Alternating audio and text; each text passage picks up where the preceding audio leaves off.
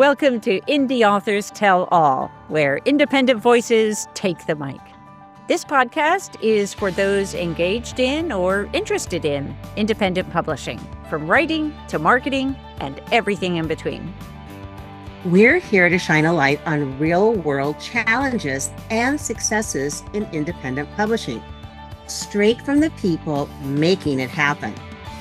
Every other week, we chat with Bay Area Independent Publishers Association members and industry professionals who are shaping the future of publishing and redefining what it means to go indie. I'm Becky Parker Geist. I'm Judy M. Baker. And I'm Mike Van Horn. Real stories, real challenges, real inspiration. Now, let's dive into what it takes to write, publish, and market your book, one story at a time.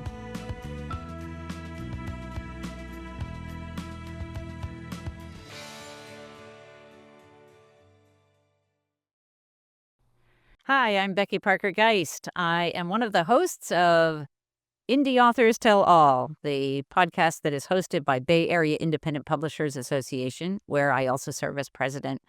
And today I'm going to be talking with John Byrne Barry. He's the author of several books, and the most recent being The Pirates of Sausalito. So, John, welcome. Thanks. I'm happy to be here. Yeah. So tell us a little bit about yourself initially. Like, what inspired you to start writing? Were you writing your entire life, or just something? Well, I've been writing my entire life, but not fiction and not novels. And I wrote. I was a sports editor of my high school newspaper. I wrote some plays and skits in my late 20s, early 30s, and I wrote for work for decades, but not my own stuff. People paid me to write what they wanted me to write. And then in the 90s, I started writing for the East Bay Express, which is like the Willamette Week where you are, a weekly. And they were very indulgent, and I wrote some cover stories. They were like 10,000 words. It's pretty long. One of which used to be on my wall here. I guess I took it down. It's called The End of Garbage. And it was about how garbage had changed since recycling and composting came along. And I did a lot of research. I visited landfills. I visited transfer stations, etc. And someone said after the story came out in the paper that I should write a book.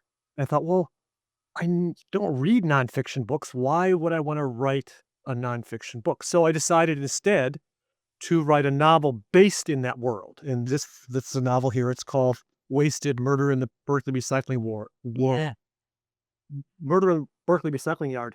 And I was in a writing group. It took me many, many years to write it. And when I finished it, I sent it off to agents. This was I'm sure Big existed then, but it was not what it became. And I sent it out to 60 or 70, 80 agents. I got about 8 or 9 nibbles. 2 people wanted to read the whole thing. One I thought was going to represent me, and she didn't. So I just put it aside and thought, okay, I wrote my novel. The universe was not ready for it. I will just go on living my life. All right. But then I started writing another one, which was Bones in the Wash. And by that time, independent self-publishing was a little bit more of a thing. It was the 2013, I guess I published it.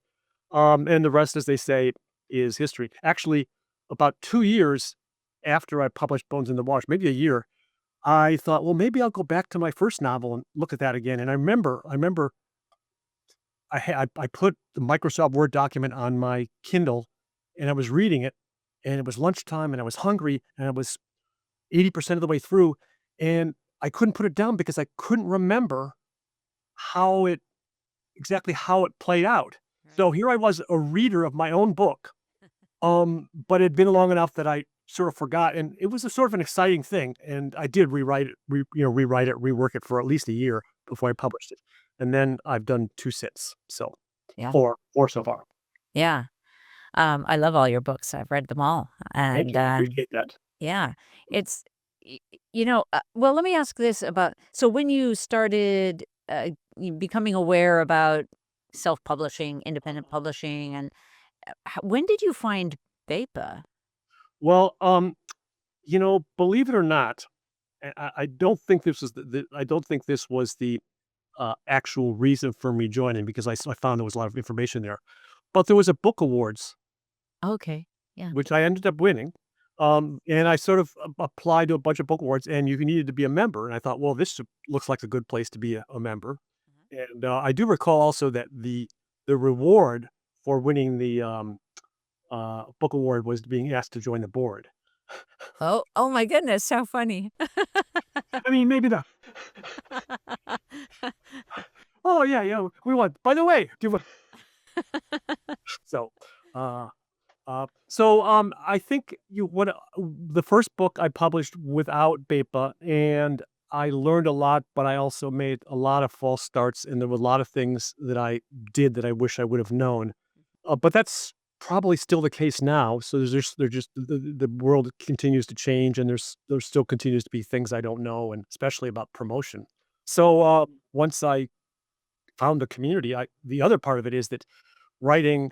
I was in writing groups, but the publishing part of it was sort of all on my own, and so being part of a group of people that I can commiserate with about, "Hey, I got this book done, and it's really good, but I can't seem to find ways for people to find out about it." Right. Yeah. Yeah. Well, that's one of the So, biggest challenges we face, right? and so, yeah, I mean, I really appreciate the community of people, and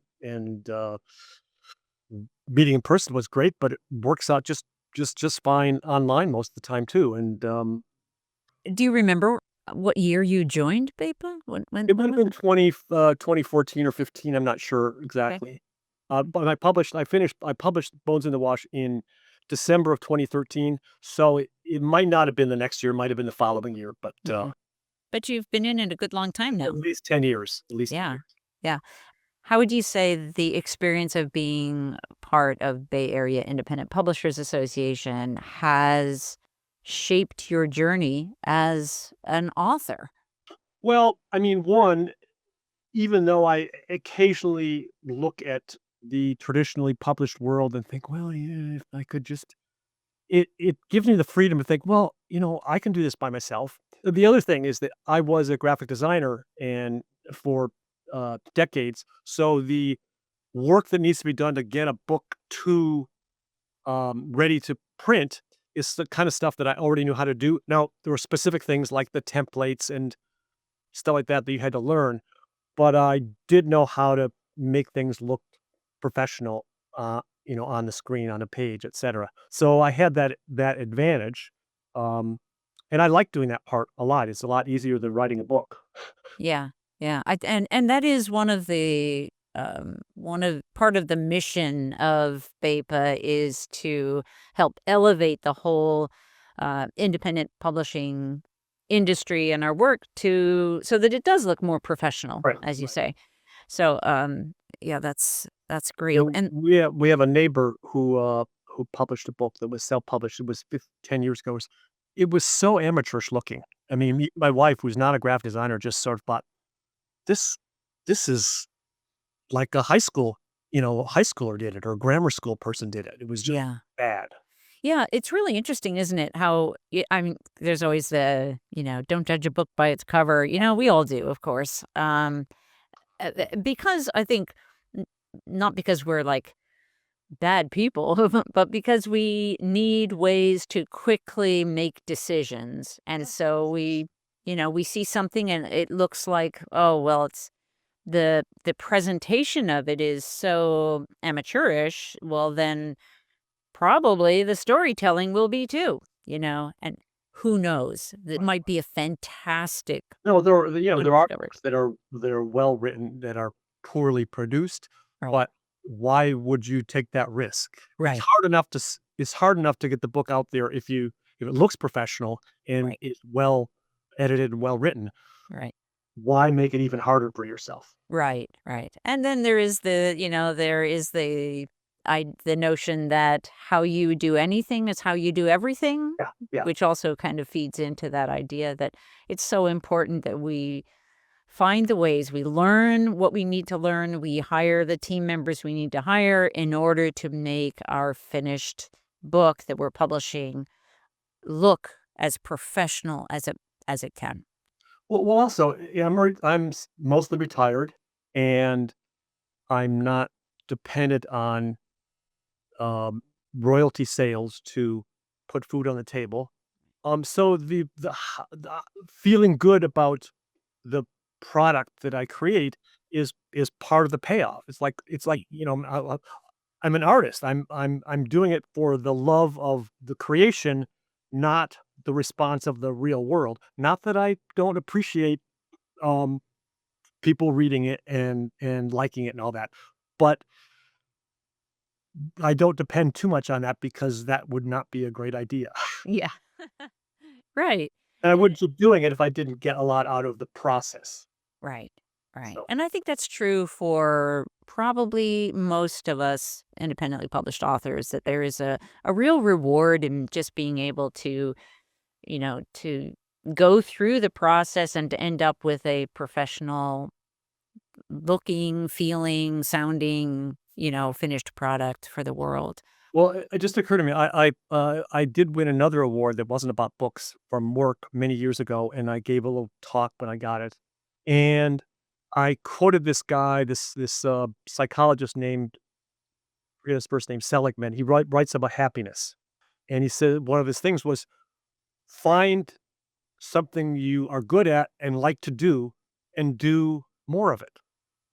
And I sort of felt like, well, yeah, why not do something like that where I'm actually good at this and I like doing it. That way I have the excuse to just keep doing more of that. And it does seem like a pretty basic, simple idea, but I took some singing classes when I was an actor when I was younger. I'm a terrible singer. So it's like I just why would I pursue something I'm not good at? So, I Yeah. was in Mexico with my son decades ago, and there was a mariachi band playing in the central square in Guanajuato, and was clapping along, and he goes, "Dad, you're off." Okay. I don't even clap along to a lot of things because I think I'm gonna have to pay attention to my to the to keep pay too much attention to keeping up with the rhythm. Right. Right. So, okay, so you said earlier that you had been writing a lot of nonfiction, and when someone said, write a book, so you decided to go with fiction, and you really kind of leaned into that mystery realm. Mhm. Do you know why? Was that a conscious choice? Oh, I'm going to write mystery, or was it like, Well, my father and my brother, my father was and my brother is an English professor. So I come from that world. I did not go to graduate school. I did not pursue any of that stuff. But I had that in my DNA or something like that. Um, but even though I read plenty of literature, I found myself gravitating more toward mystery and thriller because they were more they grabbed me more, and even now, a literary novel sometimes it doesn't have enough plot and page turner energy to get me going, so I decided I wanted to write something that would people would stay up and turn the pages for, but I wanted it to have some substance, so I sort of came up with this thing I call oh, it's not on the back of this, page turners with a conscience. And the idea is that it moves with the pace of a mystery or thriller, but has some substance, something to think about, as well as, some characters that have some development. Some thrillers are a little thin. I don't know if you ever read The Da Vinci Code, Dan Brown. I didn't actually? It's a, super bestseller, and it's a very interesting story, but the writing is not very good. I mean, I'm sure he's laughing all the way to the bank. Right. The Right. characters are cardboard, but it's got a driving plot and some interesting ideas. Yeah. So I wanted to I wanted to try to merge those things, the pace, energy of a plot-driven thriller with lots of cliffhangers and what's gonna happen next with something that you could think about afterwards Yeah. or during. I think that's one of the things that I so enjoyed when I read after reading your first novel, Wasted, and what made me then eager to read the next one, Bones in the Wash was your second one, right? No, that was the first one. That's probably the one you read first. That's the one that won the award. I published Wasted Oh, okay. Yeah, yeah. All right. I read them in a different order then. So I read Wasted first. And then but that was one of the things that I really appreciated and do appreciate about your writing. And I also really love how you have your characters. There are crossover. Okay, well, some of your characters sort of either they cross over into others of your novels to where we kind of know, oh, wait a minute, I know this character or I've heard of this character before. And it might be, the sister of somebody who was in the other book, but there are these connections which make it which I think just enhance the whole world that you've created in some really cool ways. So tell us a little bit about how you came up with that idea and that sort of spin-off-ish. Well, I wish I'd come up with the idea from the beginning because they're not all connected. But I probably borrowed it from Scott Turow, who he wrote the Presumed Innocent, lots of other books, legal thrillers, etc. And he has in his second book, the protagonist was a secondary character from the first book. So all the books take place within the same universe, and even after 12 or 15 books, the character might be the grandson of someone who was in books 2 and 3 and 4. So I like that idea of doing that, and if I could do it over again, I would do that for all the books. But because right now, the most recent book was set in the late 70s, and the other books were more contemporary, just it's harder to do that. But right now, the book I'm working on right now is set in the same universe as Pirates of Sausalito, but 3 or 4 years later, and 1 or 2 of the characters overlap because it's a different, it takes place in the Bay Area and mostly San Francisco, and so there's just a tiny bit of overlap because there's millions of people who live here. So Yeah, yeah. yeah. Well, I am going to ask you about that a little bit later on, but we'll hold that as a cliffhanger for now. Uh, so Yeah, Oh, by the way, I just want to tell you a story. I because it just occurred to me. yeah. When I did my book reading for Wasted, um, uh, I was introduced by a friend of mine who he said, "Well, John Byrne Barry was destined from birth to write this book because two of his names are ways of disposing of waste: Byrne and Barry."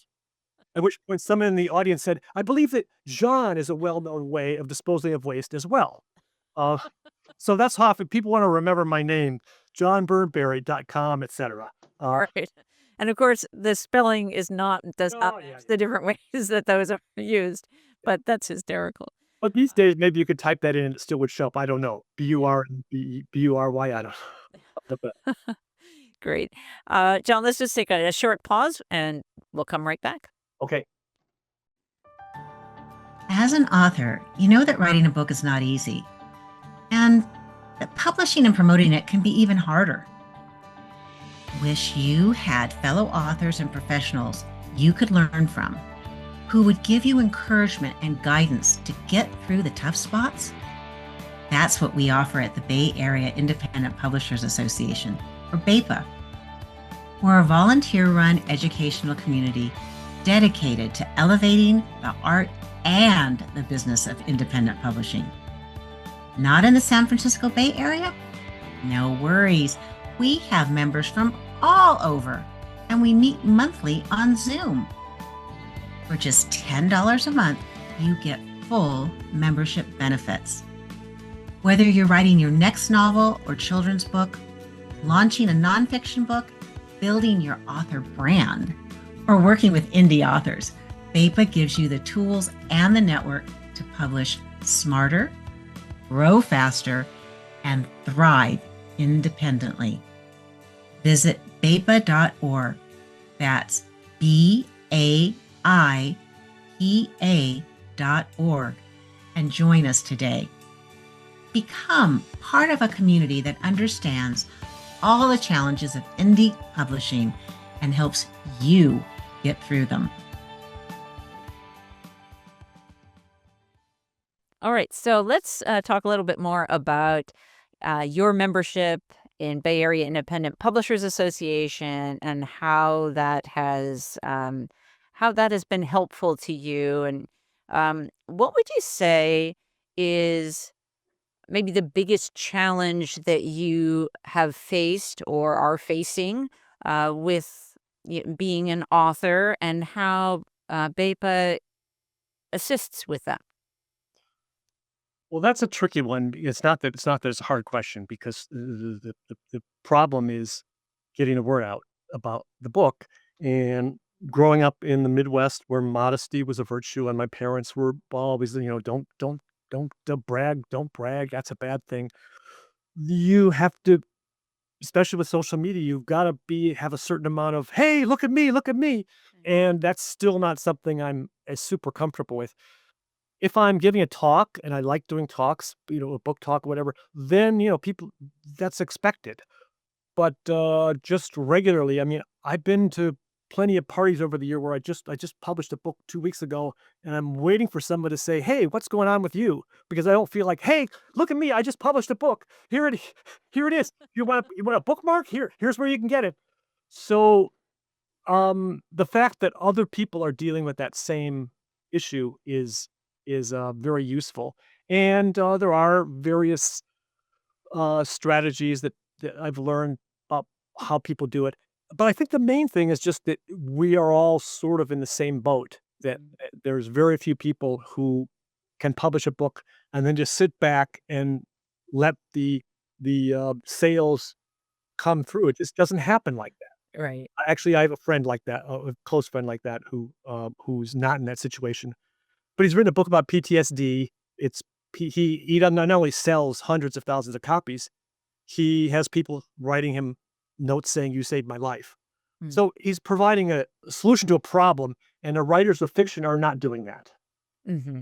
We just aren't. Well, we're solving different problems. We're solving the need for escape, the need to, take a break from reality.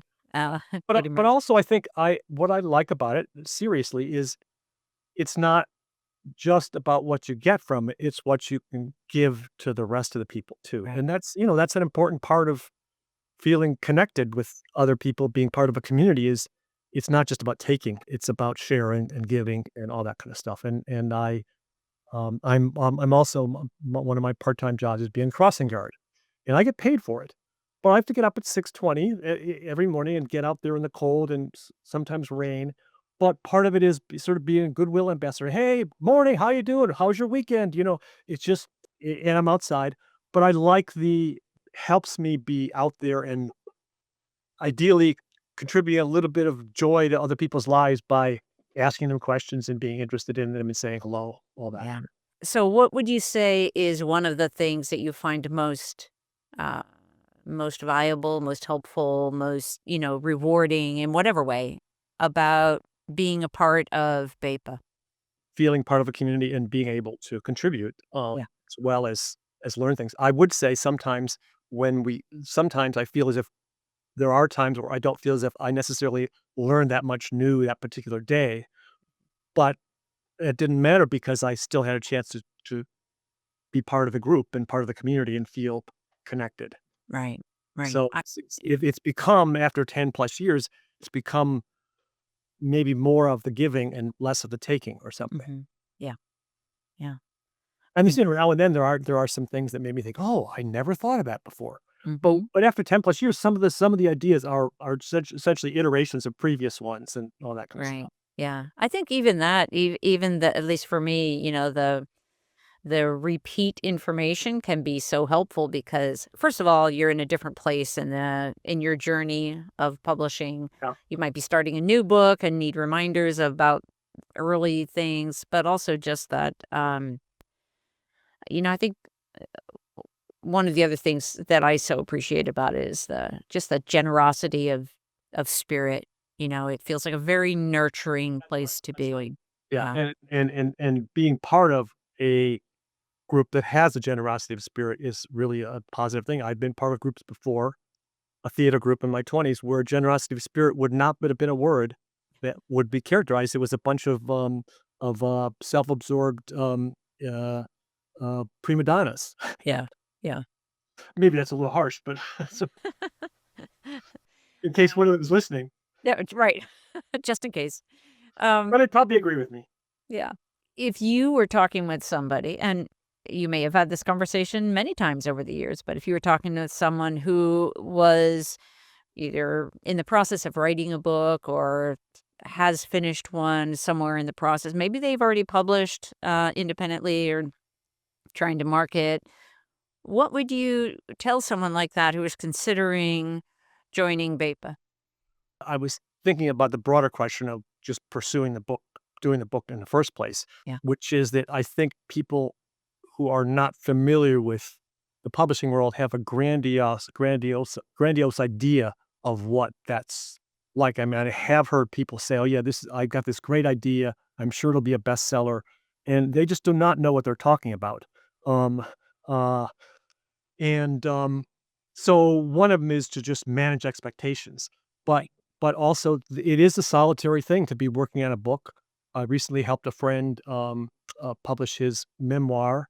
He was in a writing group, but just when it came to, and I would have encouraged him to join BEPA, except that I don't know that he's going to continue on this, on this path or whatever. But he did not know anything about this type of thing. If you think you know a lot about this already, yeah, you could try to do it yourself, but why not join with a group of people who are doing the same kind of thing and learn from them? Because things are changing all the time. And yeah, so, and the community, as I said, is a really important thing. I have been part of writing groups as well for years and years, and that community is important too. It's a smaller operation, I'm in a writing group with 4 people, Mhm. and we've been meeting for 11 years now, I think. Yeah. Uh, Yeah. No, you've made this point a couple times now, which I think is I just want to highlight it is the idea that writing is typically such a solo, it, mhm. event, not event, but As venture. you ever. Definitely. And so having a place where you can, step out of your small space, your private space, and meet with other people, whether that's virtually, which we do with our BEPA meetings every month, or whether it's in person, which we do twice a year. It's really good to get that community, the input on what you're currently doing, new ideas, the inspiration that can happen. So I would love to give you the opportunity, and I'm going to do that now, to share both. First of all, I would love it if you would share the titles of your book, and if you want to speak briefly about any or all of them, go for it. Okay. Um, the first one I published in 2013 is called Bones in the Wash. Politics is tough. Family is tougher. And it's set in New Mexico during the 2008 presidential campaign. It is fiction, but the presidential candidates, Barack Obama and John McCain, are the same, and the result is the same.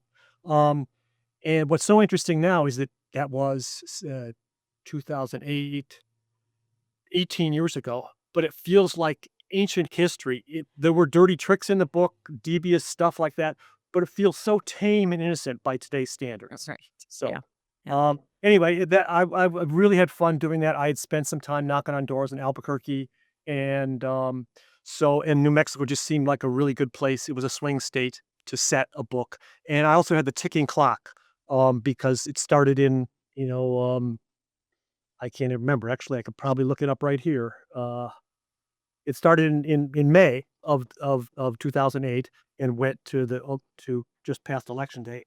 And I that was my first experience. I did a book reading at a cafe around the corner from where I lived in Berkeley, and sold enough books that I had to send someone back home to get the 4 more that I had. Um, Uh, and I even sold 1 or 2 that had some of my notes in it. So, one of them had my notes in it. So I wish all the book readings had went as well as that. But it was my first one, and a lot of people, almost everybody there was my friend, and so they were supporting me for it. And, so that got me hooked, and then I republished. I'm not republished, but I reworked Wasted. I told you that story about, listening to, reading the book and really getting caught up in it. And then the 3rd book, which was in some respects, I think it's best written book, but it's the one, not necessarily the most popular one. When I Killed My Father, it is the subtitle is an assisted suicide family thriller, and um, my mother had dementia for the last 10 years of her life. The broad scheme of things, her situation was not as bad as so many others.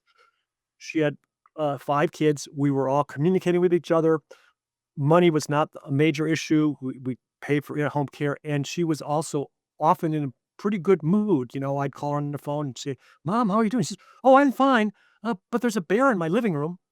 "Oh, what's the bear doing?" "Oh, sorting through the mail." You know, so she occasionally got paranoid. But anyway, I thought, what if? Because I was thinking about what to write next. What if this situation happened, but the family was not well functioning, well communicating? And also, my mother was not really aware of her situation. Mhm. But what if you were? What if you could see yourself losing your mind? And so I have a situation where the protagonist is a man named Lamar Rose, who was a secondary character in this book. And Bones in the his Wash. father, he bones in the wash. And his father, I forget, we're on video right now, but we're doing this Yep. for audio. It's all right. Secondary character, the protagonist, Lamar Rose, his father is the one who starts losing his mind. He also has cancer. And he says to his son, "I want you to help me end my life." And he refuses, but his father won't let up. And he eventually does it.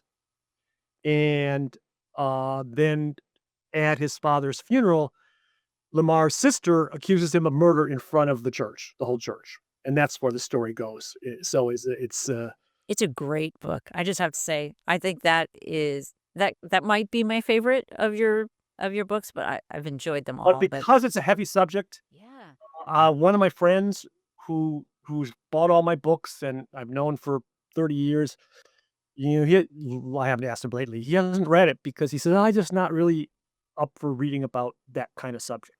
So the reason I wrote it to help people think about and talk about end of life issues, which I think is important, is one of the reasons people have not been as attracted to it as it might have been because some people don't want to talk about those things, don't want to think about those things. right. Yeah. Yeah. Um, anyway, in the most recent book is called Pirates of Sausalito: Houseboat Wars Murder Mystery, and it's a little more different than the others. It's more comic, but it grew out of a play. I live about a mile from Houseboat Harbor in Sausalito, and I've walked by it many times. I learned about the history, and I'm also part of this theater group, the Tam Valley Players, the community theater group that does a murder mystery every year, and I suggested, well, what if I write a play set during the Houseboat Wars? And I got an okay on it. But then I finished it in June, July of 2020 when we were in the middle of a pandemic. We had no idea when we'd do theater again. And so I thought, well, shoot, if I'm not going to be able to do this play, maybe I can turn it into a novel, which turned out to be hard, but I did, and that turned into an audiobook too. Yeah. And it's, more comic than the other books, which is actually pretty hard to do comedy. I'm not doing comedy right now in the one I'm doing new one. But it was a lot of fun, and we eventually did do the play. And at this moment, as in yesterday, I'm now directing someone else's play for the same group. That's great. So So I want to just give a little plug for the audiobook edition of Pirates of Sausalito, available on Amplify Audiobooks. And John and I were the co-narrators. So it's a book that's written from each chapter's different point of view, different character. And so John played all the male characters, I played all the female characters, and we had a blast doing it. yeah, it's a lot of fun, and I'm really glad I did that. Yeah. So Yeah. And you're working on another one, you said. this is set in the same universe as the book as the Pirates of Sausalito. This took place primarily in Sausalito in 1970, late 70s. This new one is set in 1982 in San Francisco and overlaps a little bit. And it centers around a young woman lawyer in her mid 30s who's a rising star in her firm. But the bigger star in the firm is the managing partner of the firm who continuously is making sexual advances toward her and hitting on her and stuff like that. And it's 1982. There's no laws against this type of thing. She goes to HR, has no satisfaction. And she's also by day a lawyer and by night an actor in a theater troupe that does some social issue type skits and plays. And so she asked this other guy in the play, in the theater troupe, if he'd be interested in writing a play dramatizing her situation at work. What could possibly go wrong? I'll just leave it at that. I'm looking forward to it. So I'm more than halfway through, and it's sort of fun to write historical things because it's set in the 80s. There's no internet, there's no cell phones, so just how people communicate about things, how you find out about things is very different than now, and it requires a little bit of, well, I've got to go make sure, hey, did they use that expression back then? All that stuff. So Yeah. And where can our listeners go find out about your books and audiobooks? well, if you remember my story about my 3 names being part of the johnbyrnebarry.com, Yeah. where you find out about those things, and you can see them on, wherever you buy your books or audiobooks, you can find the books. And Well, we'll include a link to your website in the description of the show. and the book that I haven't figured out the subtitle yet. The book I'm working on now, the working title is There Ought to Be a Law, and the subtitle is something like Sexual Harassment, Political Theater in San Francisco, 1982, or something like that. Great. Great. John, it's been really fun talking with you again, and I want to thank you so much for joining me on Indie Authors Tell All. Well, thank you, Becky, and thank you for not only hosting this podcast, but being the BAPA president for the whole time that I've been a member. Oh, yeah, I guess that's true. Thank you. All All right, thanks. Bye. Bye. Thanks for listening to Indie Authors Tell All, a podcast from the Bay Area Independent Publishers Association. Be sure to subscribe so you never miss our bi-weekly conversations with authors, publishers, and experts who keep indie publishing vibrant. You can learn more and join our community at BAPA.org. That's BAIPA.org. You don't have to live in the Bay Area to join us, since we're live on Zoom for all our events. You can email your questions and feedback to us at podcast@BAPA.org. That's podcast@BAIPA.org. Thanks so much for joining us on the Indie Authors Tell All podcast.